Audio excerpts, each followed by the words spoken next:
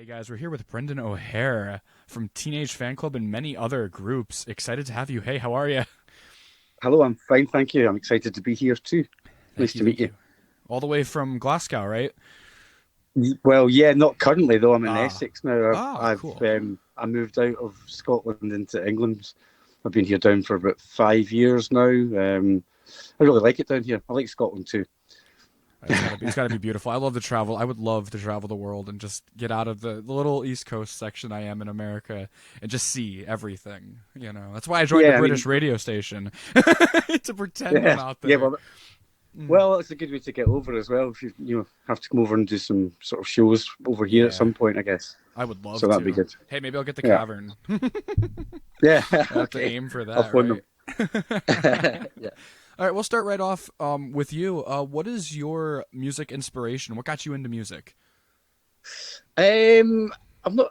I've kind of tried to figure this out quite a lot because there was not really that much music in my house when we were growing up. Mum and dad didn't really listen to music, and yeah, there was like three records in the house, sort of thing. I think actually the earliest thing that I got obsessed with the music on, it's just come to me. I had two Disney cassettes, one of Pinocchio the movie and one of Jungle Book the movie. Ooh. And it wasn't just like the songs, it was like the whole movie, like all the talking and stuff as well in them. So I kind of listened to them over and over again and got obsessed with the songs. And I think that kind of taught me structures and stuff, if you know what I mean. But I think because, uh, yeah, a lot of that's quite free form if you think about it as well. And that's more the sort of thing I'm into. So yeah, Disney, ironically. There you go. Well, Disney owns the world, so it makes sense, right? Yeah, damn, I didn't know they owned me as well. Yeah. Ah, Well, I guess they're catching up. They're catching up. yeah. Did you start on drums or did you play any other instruments? I started on drums. I kind of I got forced into piano lessons for about a year at home. My elder brother, he went along and he was in the lessons at the like after me. I think he was in after me, and the teacher taught me the right hand of things, and my brother the left hand of things because she thought that neither of us had any musical talent. And so that kind of still it's a bit of a bugbear of mine because I really like the piano, but consequently my left hand doesn't do anything. It's just like it's like one finger typing almost on it. I But I'm got trying to you. teach myself that now. So piano was really the start, but then drums was the first real instrument. And then I sort of picked up guitar around about the same time as drums, and kind of that accelerated things a bit because I was playing more and kind of writing at that point. As soon as I was playing, I was thinking of writing songs, and it would be so that gave me the kind of the melody points. But I think everything I do is really percussive Oh and wow. percussively led. Uh, So yes, so And drummer mainly, but yeah, I do. fantastic I, drumming, if I may say so myself. thank you very No much indeed. problem. Did Yeah. you have any bands before Teenage Fan Club, or was Fan Club your first? Not really. I had like a band at school that at school being high school, that didn't really do anything at all. We were just kind of three pals mucking about, and it was good fun. Sort of like sort of jam band, I guess you would call it. And yeah, nothing really. And then like just jammed with friends, and then totally lucked out and got to kind of audition for like Teenage Fan Club, and luckily they kind of decided that they liked me enough to kind of to ask me to do it. And we had a show in London immediately, so I went from not having done anything at all and being like 19, and kind of then it was sort of playing in London with like the coolest band in town, and I was just like, wow, how did I manage this? It's like kind of some kind of crazy magical luck. Yeah, it was really timely and good. I think I'd said my mother was hassling me to get a job, and I said to her, "Listen, if I don't get in a band within 6 months, I'll get a job." And it was literally 3 days before it, and like it kind of happened, and I was just like, "Right, there you go." That's And incredible. I didn't really fully believe it was going to take off the way it did, but I had a good feeling about it. It felt really good because the tape that I got given was basically Catholic education Oh, with all of Francis drumming rather than any of the ones that I drum on. oh wow. So I had to learn like Francis's drumming, and I wasn't really a great drummer when I started in the band, but I conned myself into it. There's one big drum roll on Heavy Metal 2. I think it's Heavy Metal 2, the big long one. There's that Heavy Metal one. I can never remember. There's one big sort of syncopated drum roll which I'd never even attempted in my life, and I knew they were going to ask me to do exactly that, and they did.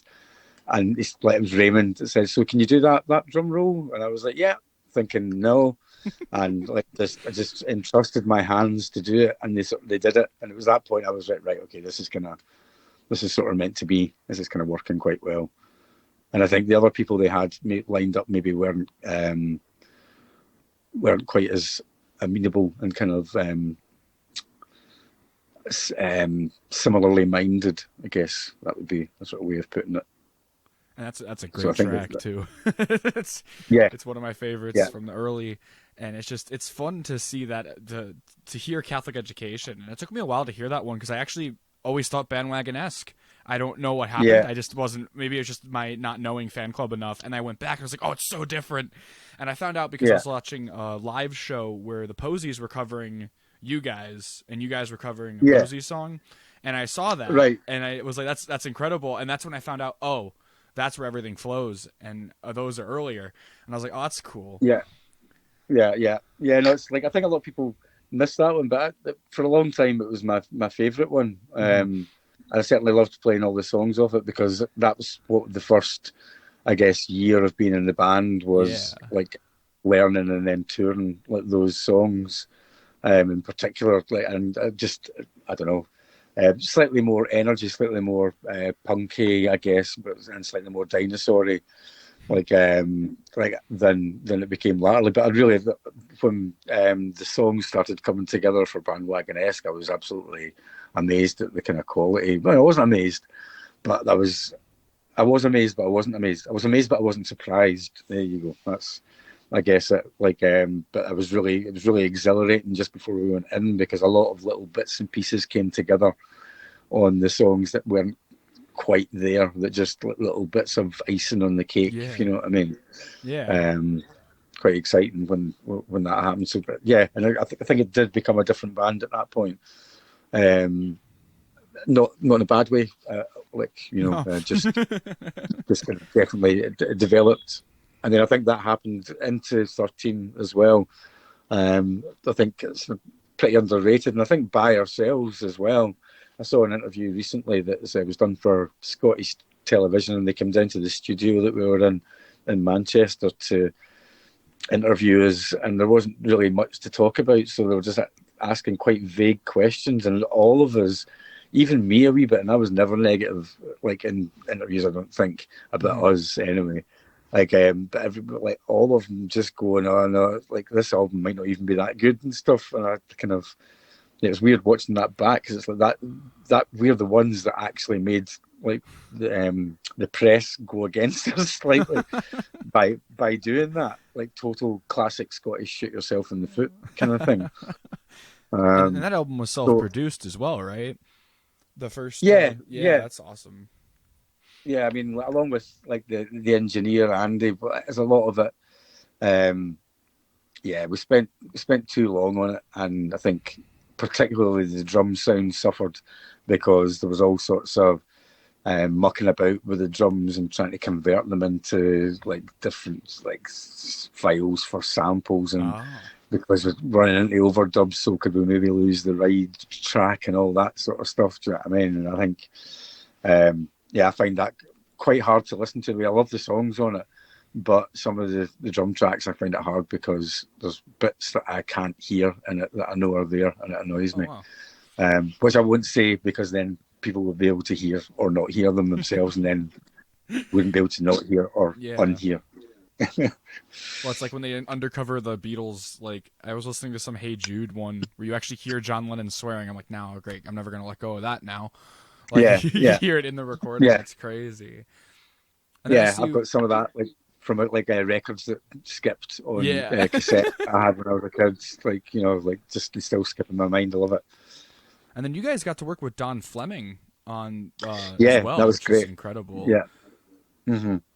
Yeah, that was like we went over and did some shows and kind of hung out with the Matador people because they were putting out Catholic Education, and kind of Dave Barker, who was the guy who ran Paper House Records, who were putting out in Britain, and he somehow sort of knew Dawn and thought it would be a good idea, and we hooked up. And at the end of the 10 days we were there, we did a day, was it maybe just a day in the studio, and recorded God Knows It's True, and like the B-sides for that, and just like a bunch of other covers. But it was, just Dawn getting us kind of drunk and stoned and kind of saying just go for it. It was the first time Jerry had sort of really sung. It was the first time we'd done one of his or two of his songs we did.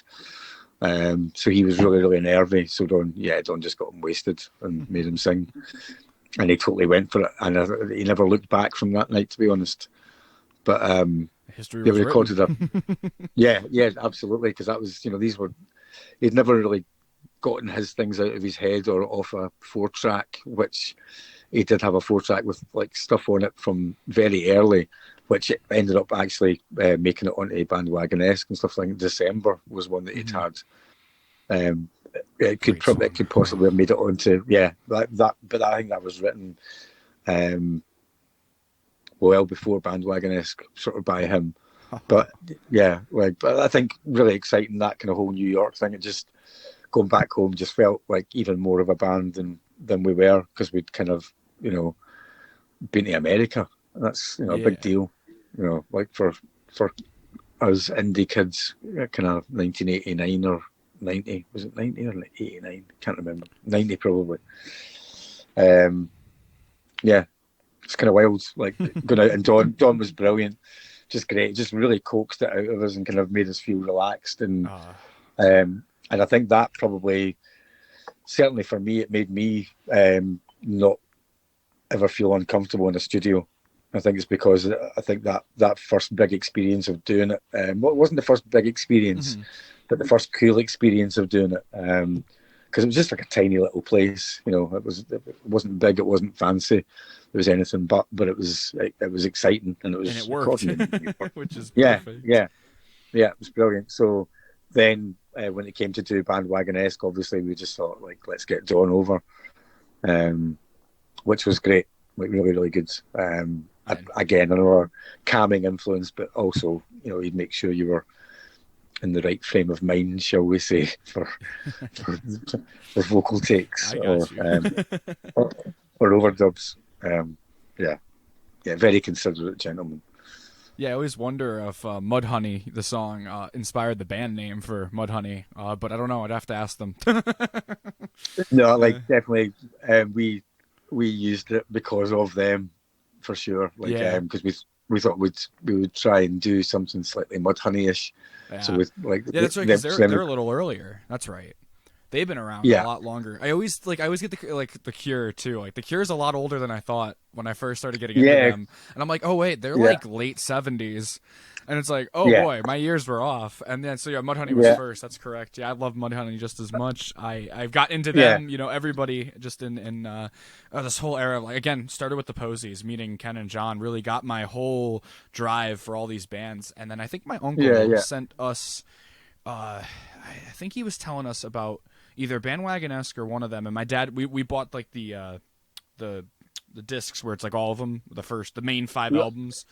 And it's I had that, and then my dad's favorite album is Songs from Northern Britain, without a doubt. And I think you mentioned that before our podcast. That's one of yours too. Yeah. And Grand Prix is really kind of topping my list, but 13's my favorite. It still is. There's something about it. And then of course, being Bandwagon-esque, the first album I've heard, I listened in order, and to hear that was like, oh, and I say I listened in order, but Catholic Education I didn't even know about till like a couple weeks ago. I'm like, oh shit, I failed the fan club, but I love how raw that is, and how it's just really cool. I think it's really good that that's kind of almost like a wee secret album for people to get, like, sort of eventually they'll kind of go, well, what was the first album like? And it's for a lot of people they'll go, oh no, I don't like that at all. But for the kind of 50% of people that listen to it, they'll go, yeah, that's brilliant, that's fun, it's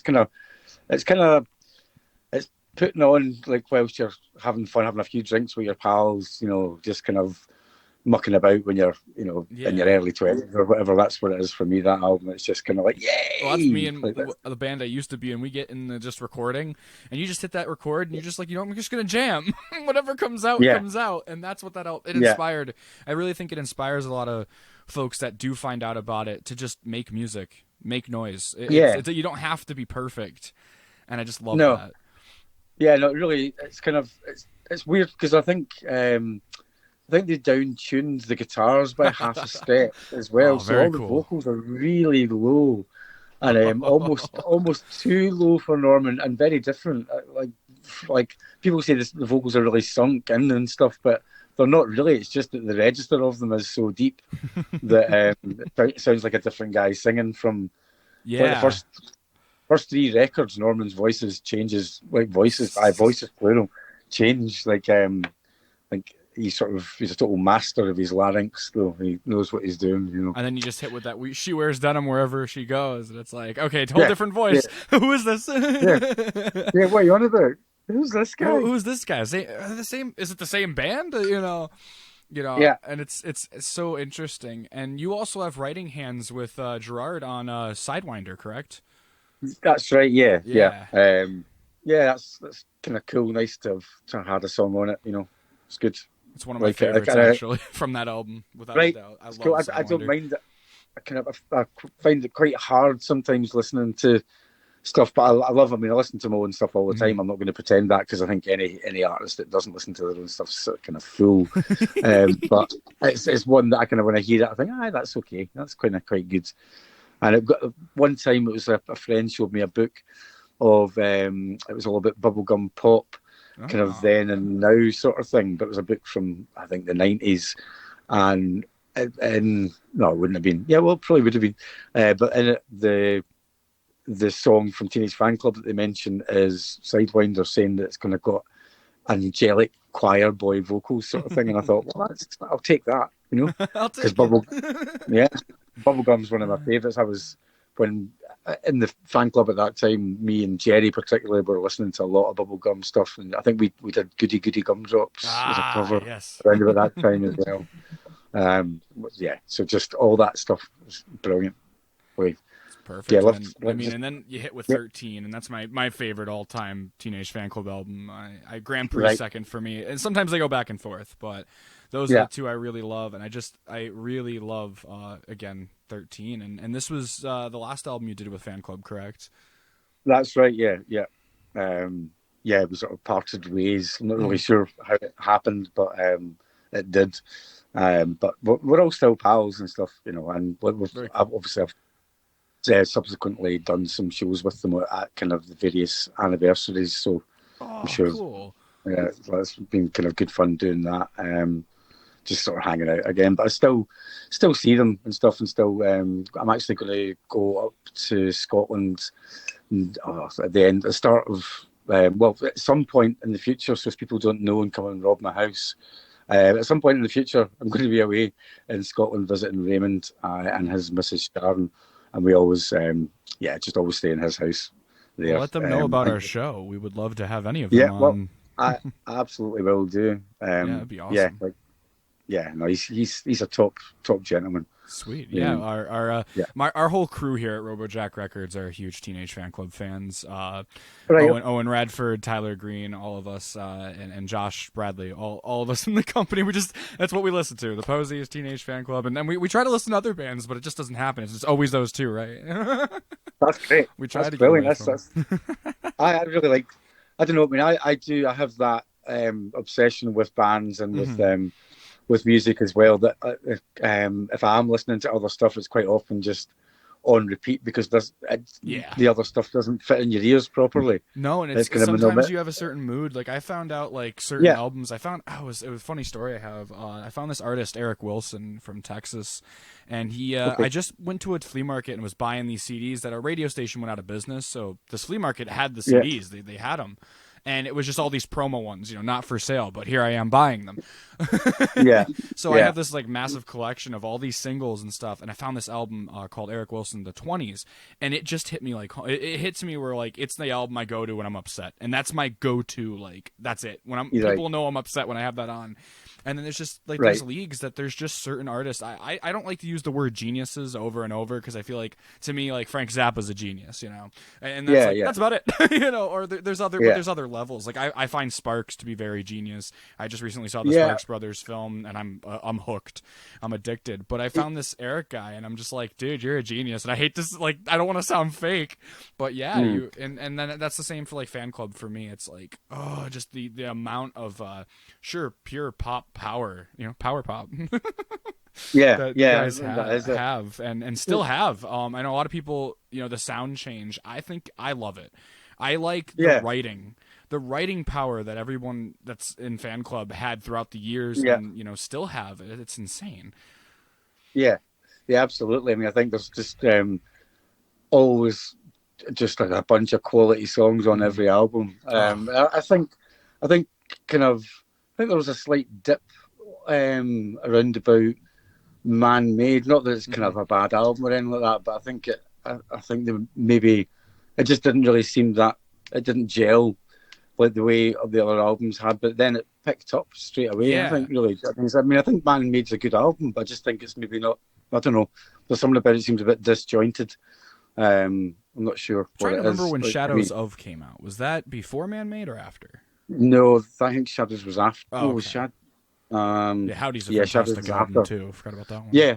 I mean, because that's like I think sometimes you expect certain things from a Fanclub album, and when it gets you, like you're like, again, to go back, your ears are the wrong shape for it, and it takes a wee bit to kind of go in. And sometimes I think it's a cop out with music saying it took me a few listens, but that's I think it's a perfectly valid thing, because sometimes if you're expecting something and it doesn't, it's kind of like when you go to take a drink or something and it turns out to be a different drink, you're like, whoa, what's that? Yeah, that's not what I wanted. And it's not that it's bad, no, it's just that it's like you have to kind of take your expectations away. And I've noticed that as a radio host myself, learning now. Like I get songs sent all the time now. I've never had this before, where I have access to song libraries, and it's overwhelming the amount of music I have. And I'm still over here like, let me just put a Fanclub album on so I can relax a little bit. But it's great to have all these new songs, but I have to go into it without looking at any pictures of the press. I can't read anything. I just got to listen and let my ears do the decision, because I don't, there could be songs that I might, as a human, you go, but no, I got to listen, just listen. And I mean, there's songs I've heard from like in a Russian language, and I'm like, I can't play them on my show, but I'm digging these because I just would never know how to pronounce them. Like I wouldn't know what I'm doing. No, that's like, I love I love listening to music that's not sung in English, just because it frees you from concentrating on lyrics and anything. No, you're just like enjoying the melody, and I think you can actually get inspired. I love listening. There's a radio station on Mad Wasp Radio that's like a Japanese station, and I just like turned it on, and the excitement, the fake cheering, everything just made me go, wow, that culture is fun. And I love anime too, so I'm like, hell yeah, I love all that stuff. And it was just, it's interesting to hear, like, I'm not focused on the English words, I'm focused on like the good guitaring or the good drumming, I'm focused on other parts. Here in the States, and I think here in the States, music's tough here. I really think here there's not as much as what I would want it to be, and maybe I'm just not seeking it out. But like my local scene is good. We have a lot of cool stuff, but I tend to not know as much. I'm more of a solo artist, so I'm not in the band scene. And then because I have my online bands, and excited to work with you in the future. I'm really excited about that. Yeah, that's going to be great. We've been talking behind the scenes. It'd be very fun.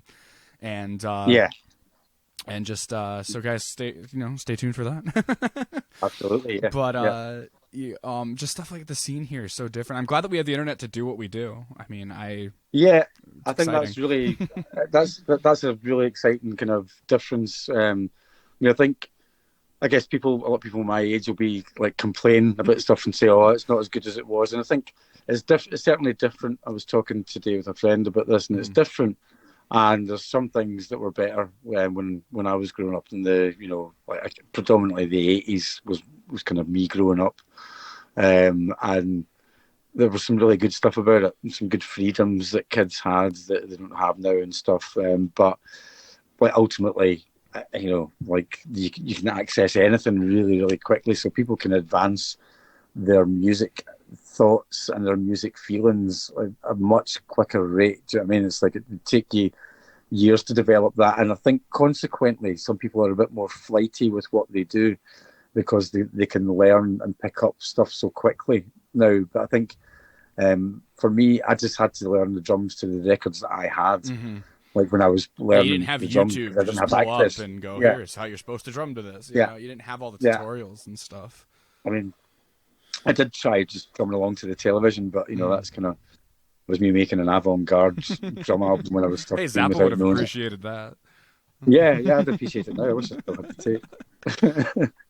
Yeah, I just I find it very, I hear the conversation too, and it goes along with like, oh, there's no good music nowadays, and I'm just like, stop. You need to open your ears up and find out that it's commercial radio is no good. And I hate to say that. I hate to say that, but it's the truth. I mean, I listen to commercial radio here and there. I have radio hosts that I love because I met them in person, and they're the celebrities, sort of. I like to say sort of. But I found when I found internet radio, and I want to thank Mad Wasp Radio for taking me in. I never expected to become a radio host. I always had my radio shows. I always did my podcast. But when things started to, one door closes, another door opened, and they were like, hey, we really like your show. And I was like, well, I would really like to be on your network. So it worked out great. That's great. And the fact that the first guest to be doing a voiceover for one of our, you'll hear Brendan O'Hare again, guys. He'll be doing a little clip for us for the show. I'm very excited to have that. And but we're going to move on from Fanclub, and I wanted to ask you about Fiend. Is that all you, or... Mostly, yeah. It's just it's like Fiend was started by the Fanclub in a weird way because after Bandwagon-esque, I think maybe we got we went to a place and we bought a 4-track, like got a 4-track recorder, each cassette recorder, and a microphone and a reverb unit and a drum machine, just so as we could work on stuff at home. And I just started recording all the time. I mean, I was kind of obsessed with recording anyway, so I just recorded everything. And eventually I had like just hours and hours and hours of stuff. And Dave Barker, again, who I talked about earlier on from Paper House Records, me and him started our own little label called God Bless Records.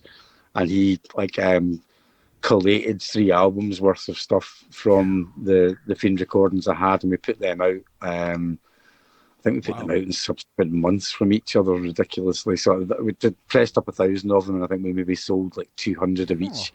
So there's probably loads somewhere, like gathered in dust. But yeah, it's basically a solo recording thing with the odd couple of people here or there in it. There was band I was in after Teenage Fanclub was called Telstar Ponies, and there's a couple of the recordings on that. Where a couple of them appear on it. Gavin Laird's on a few, David Keenan, as well, Rachel Devine. But then it is mostly just me mucking about on my own. And yeah, I've always done that. So I think that probably started in about 1992, Fiend. So, wow, that's coming up. Yeah, 30 years of Fiend coming up soon. Yeah, I just discovered it now because I saw the Bandcamp you were posting, and I was like, yeah, I'll follow that. I'm going to follow that. Yeah. Very, very... I was just honored that you added me back. I was like, Dad, the original drummer added me on Facebook. He was like, what? Of what band? I'm like, of course I was going to add you. Yeah. I mean, I think... although I know some people can be... dicks, is it okay to say dicks? Sorry. But yeah, I kind of... the only thing I know now, like with the when I get like random friend requests and stuff, I always look and make sure like they're not spam accounts, stuff like that, because that happens all the time with Facebook now. And John Hour recently had some issues. I'm like, oh no. So it's not good back. That sort of side of it. Yeah, but I think just as soon as I see mutual friends, and it's normally mutual friends, and Gerard Love is normally the first one that pops up on it. So anyone that's friends with Jerry, I'm fine with. So. I have to add Jerry. I still have to add Jerry. Hopefully now I have the option to, because I have you. Well, he'll maybe see that you're friends with Brendan O'Hare now and go, any friends of friends. How did he know him?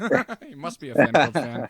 Well, it's like any of the bands, like Not a Surf and all those guys. Like they're so cool. Like I have never had any like I've been so lucky that this is the scene that I chose to follow.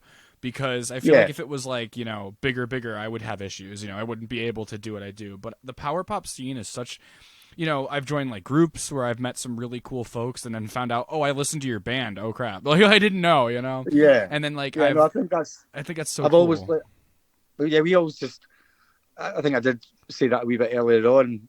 I think it's more important to be in bands with people that you can get on with than than their musical ability in a lot of ways, because if you get to the stage, if you're lucky enough to get to the stage where you're touring, just by the very process of playing every night and sound checking every night, like you become a much better musician and you become the musician you can be, sort of thing. And I think that's, so the training's going to be there, so you just really got to be good enough pals to be able to hang out and in a van with each other for hours and hours and hours and hours. Yeah, I mean, that's why I feel like the Beatles, that was why. I feel like that's why it was only 8 years, or whatever the time was, because they just couldn't take it anymore. It was just, they couldn't go anywhere. They were too famous. No. And it was like, it's got to, anybody would snap under that pressure. I'm surprised it didn't happen sooner. Yeah, it's like that's the absolutely. Classic. It's just, I think it's good that they did stop playing live though, because we got another sort of few years of them that we wouldn't have got otherwise, because the studio. I mean, and also it's not even just that, the music wise, it's the studio innovate because of them, and there's reasons why we have certain like producers and certain like ways to record is because of them, and it's crazy. I started studying more into the like George Martin and stuff like that more than I was the Beatles at a certain point, because I was like, wow, we wouldn't have the technology that I have to sit home and just pull my computer up and record my parts at home. I have a home studio, and it's thanks to the Beatles. And I know that's like a huge like a huge connection, but it is. It's the truth. The fact that it went, these major studios used to have, you had to go to a studio, and all of a sudden you have home studio, and it's like, well, the Beatles kind of pioneered that with Apple. That was their home studio, and so to speak. And I'm a huge Badfinger fan, so I've been down that road and no, me too. Like I've been practicing so many covers for an upcoming gig on Friday with just a solo show that I'm doing, and I'm doing True Posies tunes. I'm gonna throw the concept in there because I love singing that song. And I played that live at a bar, and I was just like, and it's funny that people know that song because of Young Adult. And I never really I didn't know the song because of that. I saw the movie just like I've texted you when the first time I saw it. I was like, oh, it's in there. No, it's like, wow, that kind of, I had no idea. And I think it was, just put it on Netflix one night, so I'm watching it, and it came on, and I thought, oh, that's that. That's the concept, obviously. That sounds and then like, I was like, the drummer I know. and then I was like, that's the concept again. And then I was like, shit. And then obviously it's right the way she just through keeps replaying it. Like, I guess that's worn out. The mixtape. Yeah, no, that's perfect. Thanks for that. That's got to be cool, because it's like you don't expect it either, and especially if you don't know. Especially. I mean, I would love like to have our songs in a movie somewhere, and it'd just be interesting. And it's just like, shoot, I wouldn't know what to do, and it's just that's in, that film Bowling for Columbine, the Michael Moore film about the Columbine kind of shootings thing. I think in that I was sitting watching that as well, and I thought that's me drumming, and then I realised it was Teenage Fanclub doing "Take the Skinheads Bowling" is on the soundtrack of it. Oh, which like I was just like, no way, because I was really enjoying the film, and I kind of like when that's really weird, because it's that's the song that John Hour did too on that one that bootleg I found. I hate to say it, I have a bootleg. Oh no, but right, no, like I love the bootlegs. They're right fun. In there. And it's just that when I heard that, and it's like, that song's great. And that's when I was hearing John Hour sing like a couple of the other early Fanclub songs, and that's what was like, I gotta check these guys out. There's something about them. And then I fell in love with them, and then I realized I was like, I can't tell the Posies that I might have competition. Yet I'm still getting the Posies tattoo, so nice. Nice. No, we loved playing with them so much. Awesome. It was like sort of great. Particularly me and John would play cards all night, and just kind of, when we were on tour in Europe, just playing poker for whatever silver coins that country had. at the time because it was, all different coinage, but it was just great. Just Was it just Ken and sitting, John, or was it John Ken. I'm trying to think who else would. was it Us were Arthur we were the Roberts too, three. Um, or was it? It might have say been again. Mike and Dave. Might have been Mike and It was Dave. Mike and Dave who were like with us, at that Oh, time. okay. Yeah, it was the frosting I, lineup. Okay. yeah. Okay. But they were sort of into the cards, but not as into the cards as we were. But it was great. It was just good fun touring with them. Just great, Yeah, the lovely song guys. I sent you has got Arthur Roberts from Dear 23 Yeah. era on the guitar. So Yeah.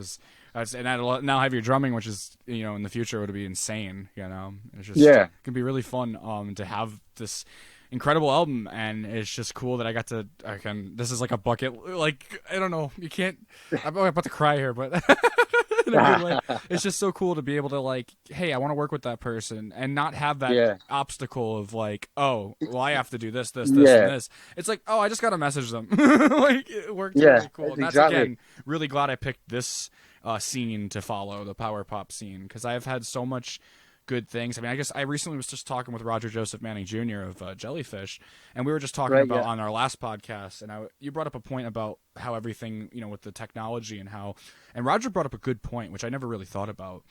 And it was the fact that, like, I feel like people, because they have home studios and they're able to release, that's what he was saying, that it's not as quality controlled as much. And he wasn't saying that was a bad thing or anything, but he was, and it made me think, I'm like, you're right, because there is no wanting to be better. You record something, it's out. It doesn't sit. Yeah. But these songs have been sitting for 2 years, so I'm glad to have this album coming. But I write. I'm a prolific writer, and I just can't stop. So. Well, that's good. That's really, really good. Yeah, I'm sort of the same. I don't really write.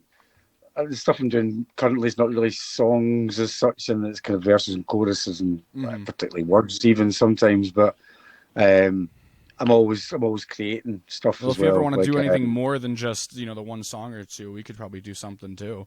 In the future, I would love to. I have so many connections, and I just I try to. I'm the networker. I don't know what happened, but I became this networker where I'm like, this whole album. If you look at the featuring credits, it's like that guy just got that guy to work with that guy. How did that happen? And it's the power of the internet. yeah. It's just like sort of having the balls to go for it, isn't it? Really, because I think if you don't ask, you don't get. Yeah, I think that's my philosophy. That's always been, even if people get upset with you, it's because I feel like it's meant to happen. And I hate to say that. I don't know if that sounds arrogant, but I really don't care. I really, in the sense of, I'm a very humble and good. I like to care for other people and stuff like that. But I noticed that if somebody gets annoyed by you asking, then you weren't meant to ask in the first place. And I don't annoy anybody. I'll ask once and that's it. And that's if I don't get a response, then that's good. I tell everybody, write to your idols. You never know if they're having a bad day and they need it. You never know. Absolutely. I would, as a musician inside of it, I've noticed that I'm putting the radio hat on now too, so I'm learning a lot as well. Having the dual knowing things is like, some hosts get annoyed when they get sent full albums. I'm like, send me everything. I will listen. Because I know what it's like for the musician, Yeah. And it's interesting. Well, that's after my sort of the amount of people I would play gigs to definitely declined sharply after being in the fan club, and I kind of over the years I was just playing in the small venue mostly that I did sound at and booked the bands for, and that's kind of how I sort of spent 13 years doing live sound, and that for me that was like amazing as well, just like kind of every night doing sound for like 3-4 bands, just learning sound, and kind of I'm an affable guy, and I like to make people laugh, and I got really good at my job.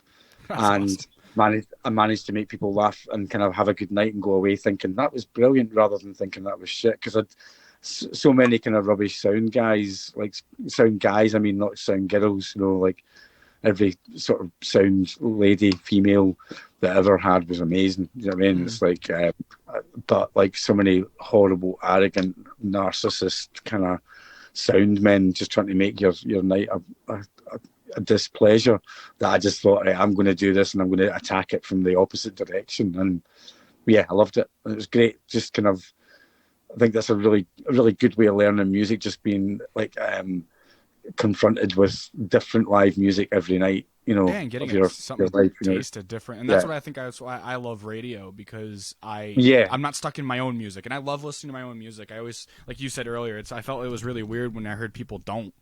And I was just like, Yeah. don't you learn from? No, I know. I move on. I move on. Yeah. All right, but I still listen to my old stuff. I find that I, I sometimes listen to it a little more than I probably should. Like, I just enjoy knowing that I made a project, and I'm not listening to yeah. myself as much. I can learn from what I No, it's hear, but I'm listening to the other parts that come together, and I'm listening well, to the that's the thing. drums or the bass. I'm quite often sort of saying that guy's out on the guitar, and then I think to myself, well, no, that guy's me. Like, and then I'm like, but you know, that guy's not in time with the drummer. It's like, that guy is the drummer. You know what I mean? It's like, what are you talking about? Because it's quite confusing. Because that's the same for me when I'm listening back to it. I'm not, because I think because I'm listening to all of them with that knowledge that it's me that's doing it. You've got to put your head into a trance state kind of when you're listening to it, because you're concentrating them all so much that it's a different kind of appreciation, and it's appreciation I don't know if anyone else other than me would really get. So I think that's why I kind of worry about the stuff that I do now being incredibly niche, because maybe it is just creating for yourself, but Yeah. if that's what it is, that's kind of okay, I think, really, because I think if you just put it up there now, and as you say, you can do that now. Yeah, You just just put it up whatever there, you want, and boom. yeah, You know, like I've when I was growing up as a kid in a sort of small like suburb of Glasgow, there's no way that anyone else was going to, you know, like get into the music that I would be creating. But now I can find like the sort of the nutters around the world, you know, Well, and or it's they like, can and find and me. if you make anything, there's always a genre for what you do, which is so many genres, you know. And like for me, Yeah, yeah, I created retro rock. I really wanted to start something that wasn't that was power pop sounding, but isn't power pop, because we keep getting told we're not. Everybody's like, "Is this power pop?" And it's not, you know, stuff like that. And it's like power pop yeah, in itself is like a really complex genre for some reason. But it's just, you yeah, know, yeah. to me, I have always, and I feel like the radio hosts are like peering in on me as they hear this, you know. But I feel like power pop to me is any band that tried to be the Beatles, or like Badfinger. Yeah, Badfinger should be, to me, is the first power pop band, and there's probably others around the same time or even earlier. I'm not, but to me, when I'm listening, you know, my opinion, Badfinger was the first, because they were directly tied to the Beatles, and that would be my yeah, explanation. So any band that wanted to be like Badfinger, and then, you know, they have newer waves of power pop, you know, then the Posies, Teenage Fanclub, yeah, stuff like that yeah, comes in, where you guys were doing stuff in the 90s that sounded like the 60s. You were bringing back the yeah, good stuff. And it's like, you yeah, know, when I heard, you know, Ken and John doing like Lady Friend later by the Birds, it was like, it was a cool callback. And yeah, that was a later song of their, you know, them covering. yeah, yeah. And it's Yeah, just, no, I it's think really you're cool. spot on with that. I think you're right. I think it is. Hmm. I think Power Pop started when it was bands thinking let's do the Beatles, but kind of a bit louder. Yeah, and then there's like Um, Oasis and a Radiohead that just took it really far. And yeah, I consider those bands the early Radiohead, and I consider Oasis power pop. And I know I just pissed off yeah, a million people, but I feel like in a sense they're Britpop. That's the best way to put it. They're Britpop, but yeah. But you they could see it. You could see it as sort of sludgy yeah. Oh power yeah. pop. So it's not Yeah, your average. Yeah, I could see that. You know, because it's like, it's not your you know, your clean. You know, well, hey, Teenage yeah, Fanclub was pretty sludgy in the beginning. It was. yeah, I love yeah. it. I Absolutely. love it. I Yeah, love the fact that, to me, it sounds, you know, like something that you could just pull a cassette out and just hit that, and you're like, oh, what is this? You know, yeah, like the magic yeah, yeah, that you'd find somehow in your dad's lost band drawer. Of you know, nice. that's how I found the Posies, the cassettes, and I found Toad the Wet Sprocket too. And it was just, these bands are incredible, and I'm like, who are these people? I don't hear these on the radio. Why not? And it's been, Yeah, you know, like, yeah. but it's just so. And so Well, what are you? thanks to you. Some people will hear them on the radio, so that's thanks to you. Yeah, no, thank you. What are your current plans for music? I'm not. I'm sort of working on stuff mostly that I've recorded already, and I'm kind of Ah, basically mixing stuff and kind of trying to put together an album of stuff that's kind of more synth based as well, because I'm doing all sorts of stuff. ooh. But this stuff to do while sitting down. is kind of what's been the doctor's orders the last wee while. Yeah. So yeah, I hope you feel better. I was reading up, and as soon as I saw your post, I actually messaged John because I was talking with John Hour because he's been sending song parts back to me for the same album. He's on a song, and he was like, "Do you need anything?" I said, "I think I'm all set for now." I said, "I just saw Brendan O'Hara's not too good," and he was like, "No, it's a shame." I said, "I hope he feels better." I said, "We're hoping to get him on the album." yeah. Well, so, hopefully I'll get my strength back. And if you need anybody to talk to anytime, you got me. You know, I'm here. So anytime, music brilliant. or anything. Thanks, and thank you for coming on the show. You're very welcome indeed. Really enjoyed it. It's been great talking to you. Perfect. You've got good knowledge, and you say good things about music as well. You. Like, some spot on points there, man. Thanks to my dad, and again, thanks to the Posies. Got to thank John. John and Ken have created me, like in the music lover wise. That sounded really creepy. In that case, screw you. Yeah. And well done to your dad and Ken and John. I love that. Yeah, and let the fan club guys know, please do. We will love to have them on the show. Yeah, I'll tell. As I say, I'm seeing Raymond soon, so I shall tell incredible. him all about it. We'll get one, each of them. We'd love to do one, for each member, and then maybe a big one. But that would be awesome. Yeah, that would be fun. Yeah, we're like huge fans. So. Reunion. Yeah, we'll be the ones. We'll get it here first on the Jebb and Greencast, brought to you by Unlikely Places, Pop and Rock Radio.